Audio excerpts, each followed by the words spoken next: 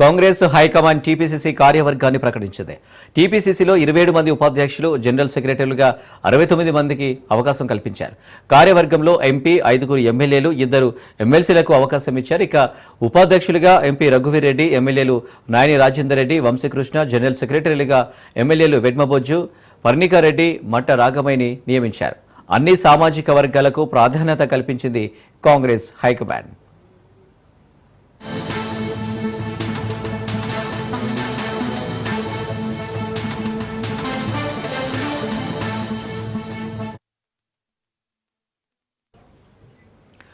Congress high command TPCC కార్యవర్గాన్ని ప్రకటించింది. టీపీసీసీలో 27 మంది ఉపాధ్యక్షులు, జనరల్ సెక్రటరీలుగా 69 మందికి అవకాశం కల్పించారు.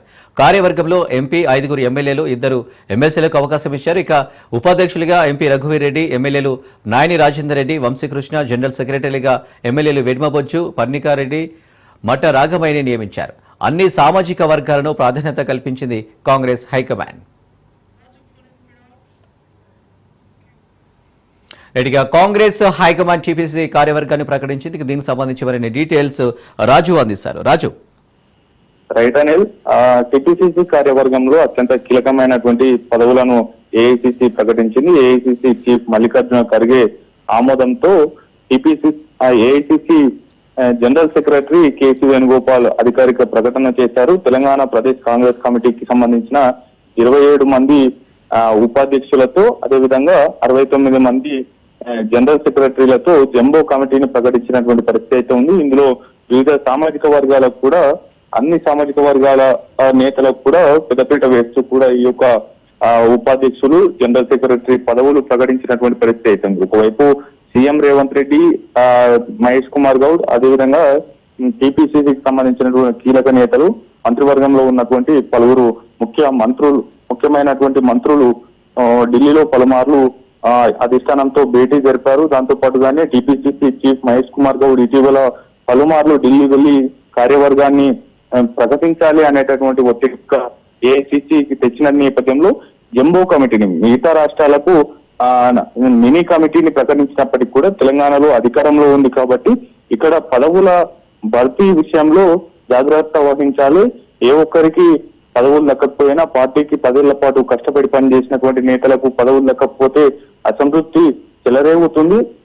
అన్ని వర్గాలకు, అదేవిధంగా 10 ఏళ్ల పాటు పార్టీ కోసం పనిచేసినటువంటి నేతలందరినీ అటు ప్రభుత్వ పదవుల్లో, లేదంటే పార్టీ పదవుల్లో, పార్టీలో అత్యంత కీలకంగా పనిచేసినటువంటి నాయకులను విస్మరించకుండా ఈ యొక్క పదవుల భర్తీలో అవకాశం కల్పించాలనేది కూడా మెప్పించినటువంటి పరిస్థితి అయితే ఉంది. రాష్ట్ర నాయకత్వం అధిష్టానాన్ని మెప్పించినటువంటి పరిస్థితి అయితే ఉంది. అందులో భాగంగానే ఈ యొక్క కార్యవర్గంలో కీలకమైనటువంటి పదవులు వర్కింగ్ ప్రెసిడెంట్ తో పాటు, వర్కింగ్ ప్రెసిడెంట్ మినహాయించి ఈ యొక్క ఉపాధ్యక్షులు, అదేవిధంగా కార్యవర్గంలో జనరల్ సెక్రటరీలను ప్రకటించినటువంటి పరిస్థితి అయితే ఉంది. ప్రధానంగా ఉపాధ్యక్షుల్లో గాంధీ భవన్ ఇన్ఛార్జ్ గా ఉన్నటువంటి కుమార్ రావుతో పాటు ఎంపీ రఘువీర్ రెడ్డి, అదేవిధంగా ఎమ్మెల్యే నాయన్ రాజేందర్ రెడ్డి, చిక్కుడు వంశీకృష్ణ, ఎమ్మెల్సీ పల్మూరు వెంకట్, ఎమ్మెల్సీ బసవరాజ్ సారయ్యతో పాటు పలువురు కీలక నేతలను కూడా పెట్టినటువంటి పరిస్థితి అయితే ఉంది. వారితో పాటుగానే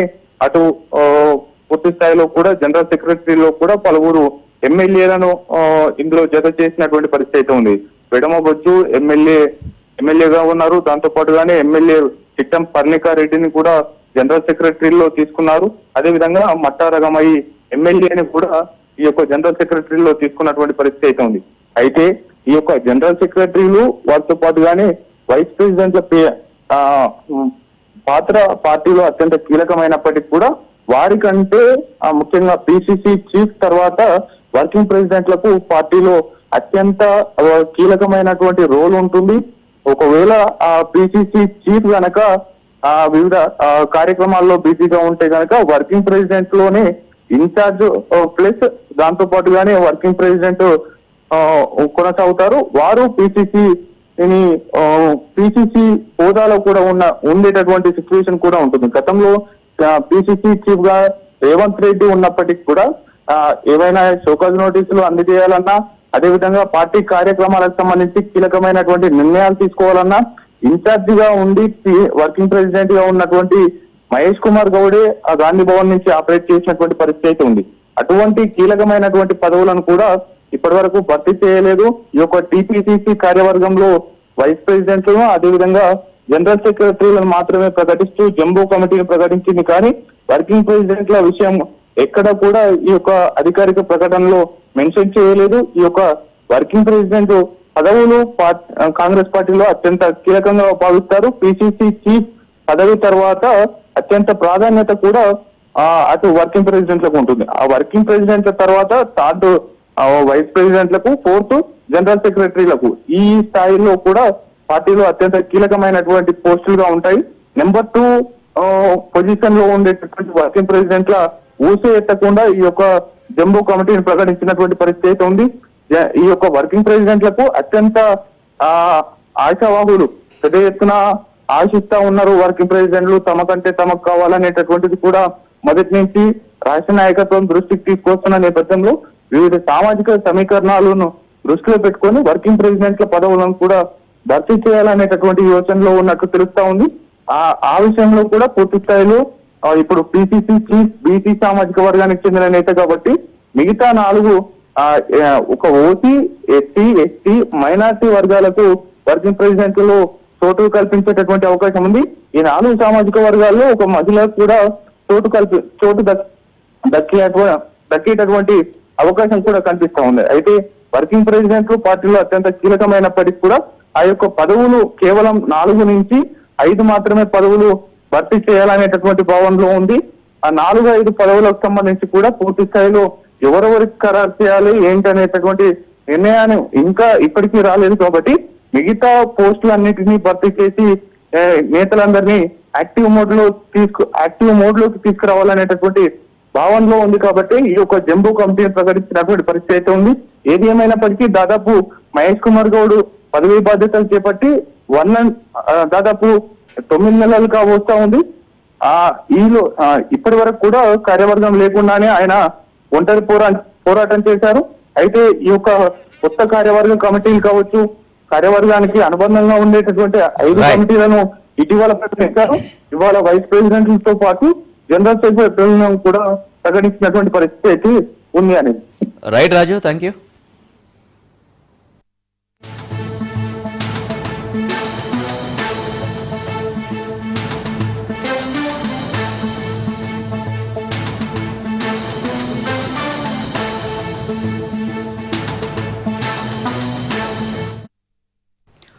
ఎస్జిటిల బదిలీల అంశంలో మంత్రి నారా లోకేష్ కీలక నిర్ణయం తీసుకున్నారు. వారి బదిలీలో ఆన్లైన్ కౌన్సిలింగ్ బదులుగా మాన్యువల్ కౌన్సిలింగ్ నిర్వహించాలని నిర్ణయించారు.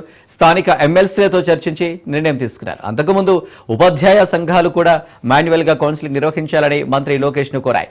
ఆన్లైన్ కౌన్సిలింగ్ తో ఉపాధ్యాయులు తీవ్ర సమస్యలు ఎదుర్కొంటున్నారని తెలిపాయి. అన్ని విషయాలను పరిగణలోకి తీసుకున్న మంత్రి లోకేష్ మాన్యువల్ కౌన్సిలింగ్ నిర్వహించాలని నిర్ణయించారు.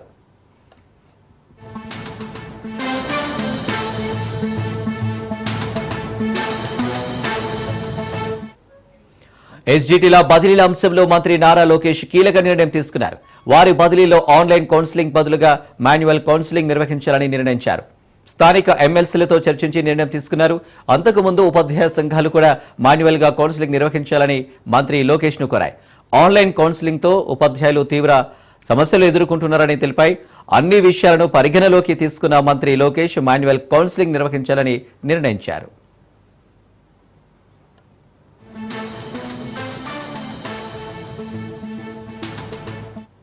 గోదావరి నదిపై బనకచెర్ల ప్రాజెక్టును ఎట్టి పరిస్థితిలో కట్టనివ్వమన్నారు మంత్రి కోమటిరెడ్డి వెంకటరెడ్డి.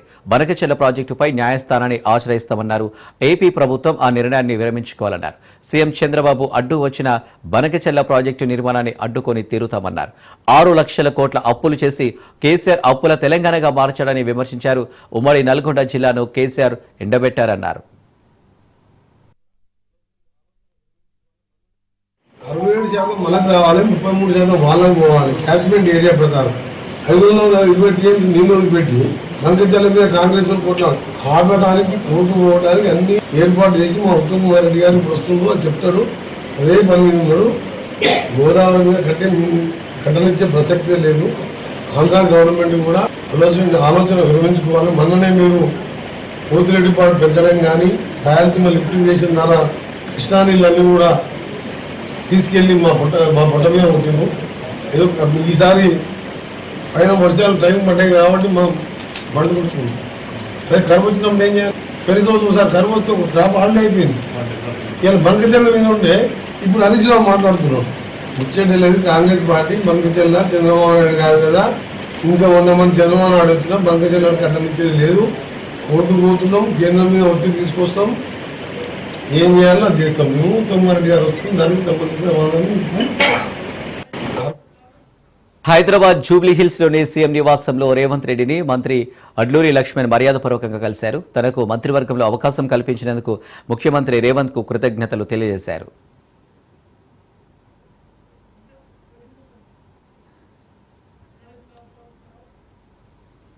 తెలంగాణ అసెంబ్లీ శాసనసభ డిప్యూటీ స్పీకర్గా ఎమ్మెల్యే రామచంద్ర నాయక్ నియామకమయ్యారు. ఈ సందర్భంగా సీఎం రేవంత్ ను కలిసిన ఆయన కృతజ్ఞతలు తెలిపారు. ఆయన సతీమణితో కలిసి జూబ్లీ హిల్స్ లోని సీఎం రేవంత్ నివాసానికి వెళ్లారు. ఇక రామచంద్ర నాయక్ సీఎం రేవంత్ పుష్పగుచ్చం అందించి అభినందనలు తెలిపారు.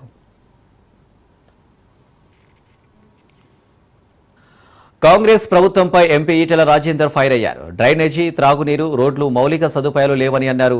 అనేక సమస్యలు పట్టించుకున్న పాపన పోలేదని అన్నారు. గ్రామీణ ప్రాంతంలోని అన్ని అభివృద్ధి పనులను కేంద్రమే చేసిందని తెలిపారు. రైల్వేలో 1,000 కోట్ల రూపాయలతో అభివృద్ధి చేస్తున్నామని అన్నారు. రైల్వే సమస్యల పరిష్కారం కోసం కేంద్ర, రాష్ట్ర ప్రభుత్వాలు కలిసి వచ్చే 2 ఏళ్లలో పూర్తి చేస్తామన్నారు. రాష్ట్రాల్లో తమ ప్రభుత్వం ఉన్నా లేకున్నా మోడీ ప్రభుత్వం అభివృద్ధి చేస్తుందన్నారు. రాష్ట్ర ప్రభుత్వంతో కోఆర్డినేషన్ కుదిరేది కాదు. రాష్ట్ర ప్రభుత్వ కాంట్రిబ్యూషన్ మీరు ఎక్స్పెక్ట్ చేయొద్దు. రాష్ట్ర ప్రభుత్వం ₹1 ఇయ్యదనుకొని మాత్రమే మీరు చేయడానికి ముందుకు రావాలని చెప్పినప్పుడు చాలా పాజిటివ్ గా రియాక్ట్ అయ్యి రాష్ట్ర ప్రభుత్వ కాంట్రిబ్యూషన్ కోసం శాంక్షన్ అయ్యి ఎదురు చూసే ప్రాజెక్టు కూడా 100% రైల్వే డిపార్ట్మెంటే మొత్తం ఖర్చు పెడుతుందని చెప్పి వారు ఒక ఆదేశాలు ఇచ్చారు. బొల్లారం రైల్వే స్టేషన్ దగ్గర ఉన్న RUB రైల్వే గేట్, అక్కడ RUB ఒకదాన్ని మేము నిర్మించబోతున్నాం. జనప్రియ రోడ్ అంటారు. మీకు తెలిసి ఇటు పక్కకు ఒక సిగ్నల్ ఉంటుంది, అటు పక్క ఒక సిగ్నల్ ఉంటుంది. ఒక వెహికల్ రావాలి, ఒక వెహికల్ పోవాలి. చాలా ట్రాఫిక్ జామ్ అవుతుంది. అక్కడ మొన్న శాంక్షన్ చేసినాం. అదే 6.6 crores. గుల్లపోచంపల్లి కూడా గతంలో ఒక RUB శాంక్షన్ అయింది. ఆ ల్యాండ్ అక్వేషన్ డబ్బుని కూడా కేంద్ర ప్రభుత్వ రైల్వే డిపార్ట్మెంట్ ఇప్పించి దాన్ని కూడా కొంత సగం పూర్తయింది, ఇంకా సగం ఆయనతో కూడా పూర్తి చేయబోతున్నాం. ఇట్లా రైల్వేల కింద కొన్ని వేల కోట్ల రూపాయలు ఇక్కడ హైదరాబాద్ నగరంలోనే, ఒక హైదరాబాద్ నగరంలో 1,000 కోట్ల రూపాయలు పెట్టి ఇవన్నీ చేస్తా ఉంది. రాష్ట్ర వ్యాప్తంగా విజన్ యాక్షన్ ప్లాన్ అమలు చేయబోతున్నట్లు సీఎం చంద్రబాబు నాయుడు తెలిపారు. నేషనల్ హైవేలు, PPA విధానంలో చేపట్టే రహదారుల నిర్మాణంపై అమరావతి సచివాలయంలో ఆయన సమీక్ష నిర్వహించారు. ఈ సందర్భంగా మంత్రులు, ఉన్నతాధికారులకు కీలక సూచనలు చేశారు. స్వర్ణాంధ్ర 2047 లక్ష్యంగా పనిచేయాలని సూచించారు. అప్పుడు ఏపీ అభివృద్ధి సాధ్యమని చంద్రబాబు పేర్కొన్నారు. అన్ని నియోజకవర్గాల్లో MSMEలు ఏర్పాటు చేస్తామన్నారు. సంక్షేమం, అభివృద్ధిని సమతూకం చేసుకుంటూ ముందుకెళ్తున్నామని సీఎం చంద్రబాబు అన్నారు. తలసరి ఆదాయంలో విశాఖ ముందుంటే శ్రీకాకుళం వెనుకబడిందని చెప్పారు. తలసరి ఆదాయాన్ని ప్రతి సంవత్సరం బెంచ్ మార్కు కింద సమీక్ష చేస్తామని తెలిపారు. విశాఖను ముంబైలా తీర్చిదిద్దేందుకు చర్యలు చేపడుతున్నామని తెలిపారు. పోలవరం, బనకచెర్ల అనుసంధానం చేస్తామన్నారు. తద్వారా తిరుపతి సైతం అభివృద్ధి చేస్తామని చంద్రబాబు అన్నారు. 2027 నాటి పోలవరం పూర్తి అవుతుందని చెప్పారు.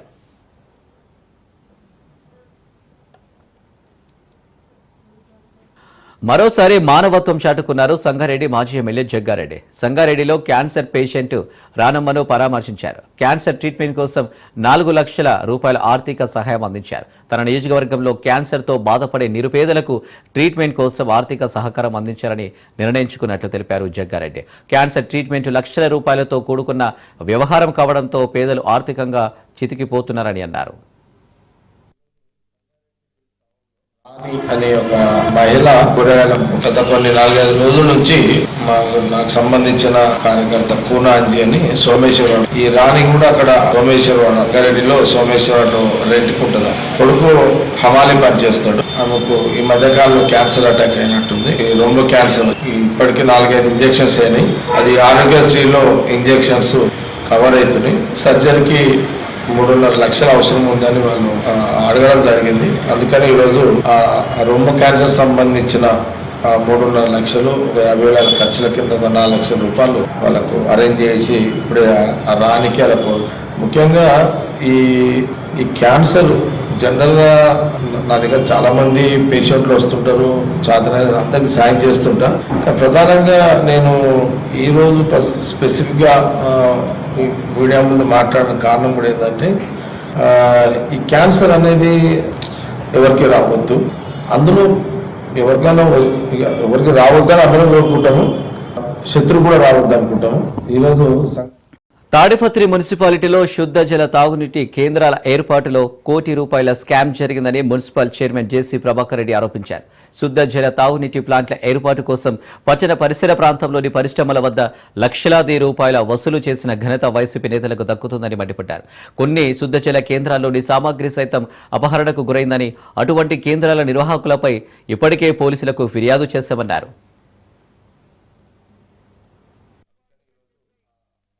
గత 5 ఏళ్లలో వాటర్ ప్లాంట్స్ పెట్టినారు.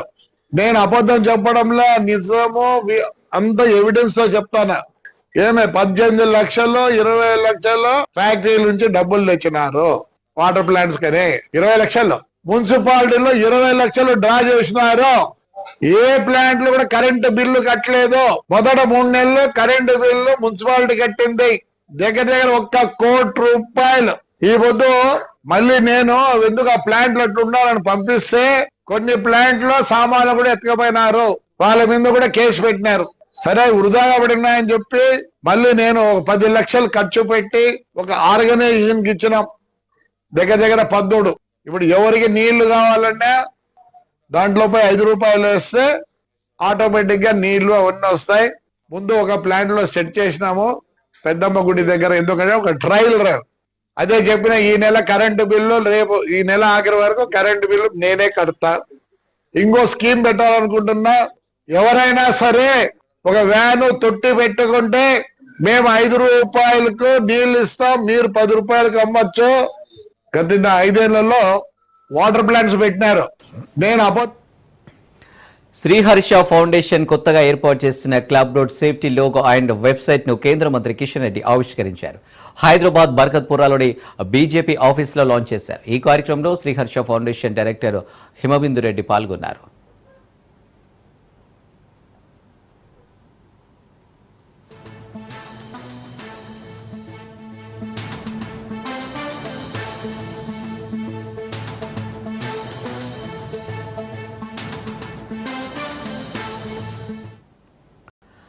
హైదరాబాద్ వనస్థలిపురంలో అడ్వకేట్ కిడ్నాప్ కలకలం రేగింది. సరస్వతి నగర్ ఎస్ఎన్ఆర్ అపార్ట్మెంట్ నుండి కారులో వస్తుండగా దుండగులు కిడ్నాప్ చేశారు. హైకోర్టులో పాలడుగు నారాయణ సీనియర్ అడ్వకేట్ గా పనిచేస్తున్నారు. అయితే కిడ్నాపర్లు నారాయణ భార్యకు ఫోన్ చేసి ₹1 కోటి ఇవ్వాలని డిమాండ్ చేశారు. కుబ్దులాపూర్లోని ఓ భూ వివాదం కిడ్నాప్ కు కారణం భావిస్తున్నారు పోలీసులు. ప్రత్యేకంగా బృందాలతో గాలిస్తున్నారు పోలీసులు.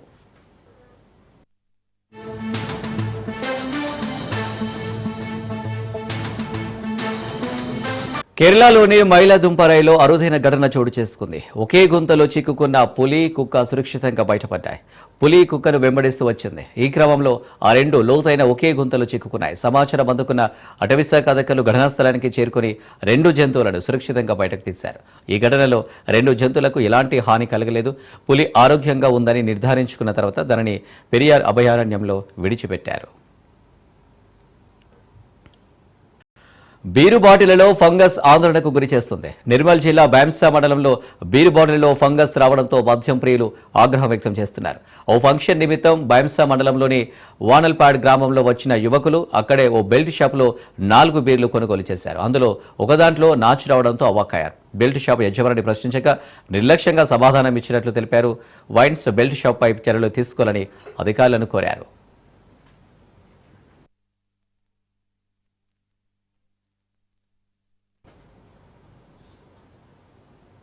వచ్చిన తర్వాత ఇక్కడ తాగాలనిపించి వానల్పాడ్ వైన్స్కు వచ్చి 4 బీర్లు తీసుకున్నాం. 4 బీర్లు తీసుకున్న తర్వాత 3 తాగేసినాం. 4వ బీరు కూడా సగం తాగేసినాం. తర్వాత దాంట్లో చూస్తే మొత్తం నాచుంది. ఏ కఠిన చర్యలైనా ఆల్రెడీ నేను ఈ విషయం పైనే సిఐ గారికి కూడా కాంటాక్ట్ చేసిన. ఎస్ఐ గారు తిరుపతి అలిపిరి చెక్ పాయింట్ వద్ద అనూహ్య ఘటన చోటు చేసుకుంది. కర్ణాటక నుంచి వచ్చిన ఓ భక్తుడు అతడి బ్యాగులో బెలూన్స్ పేల్చే ఎయిర్ పిస్టల్, టెలిస్కోప్ తీసుకొచ్చాడు. దీంతో చెక్ పాయింట్ వద్ద తనిఖీలు చేసిన పోలీసులు స్వాధీనం చేసుకున్నారు. దీంతో పోలీసులు తిరిగి ఆ భక్తుడిని కర్ణాటకకు పంపించారు.